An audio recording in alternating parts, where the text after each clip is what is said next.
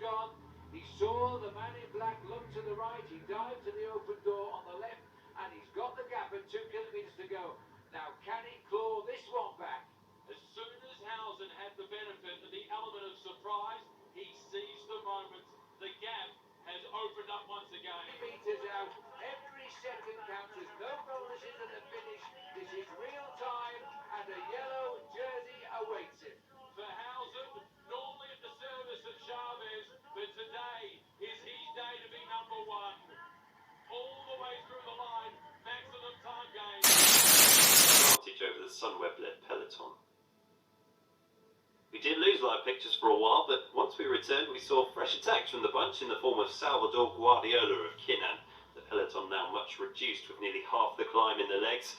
Mitchelton Scott now hitting the front and mopping up both lines, and Guardiola with 13 kilometres to go. Next came a popular attack from EF Pro Cycling's Lachlan Morton, a man who's won plenty of fans after racing Dirty Kanza, the Leadville 100 and GB Giro last year.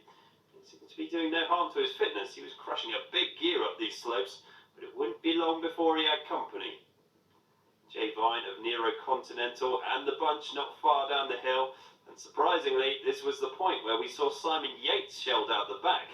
The Volta Espana winner was touted by many to be a stage favourite, but it wouldn't be his day today at least.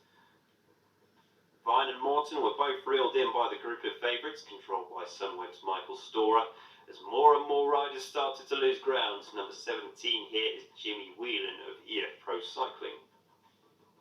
Hindley made his move after Storer peeled off with 2.5 to go.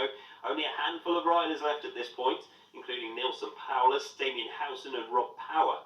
The only non-World Tour rider in this group is the mightily impressive Sebastian Berwick, riding for St George Continental, and he was giving them all a run for their money in the finale, ultimately dropping Power and rendering Paulus powerless. It was Berwick who led out the sprint for the line, but it was Hindley who was out of the saddle and a little bit more springy on the pedals. He held off a lunge to the line from Housen to make it 2 wins in 2 for Team Sunweb, and drawing first blood in the fight for the yellow jersey.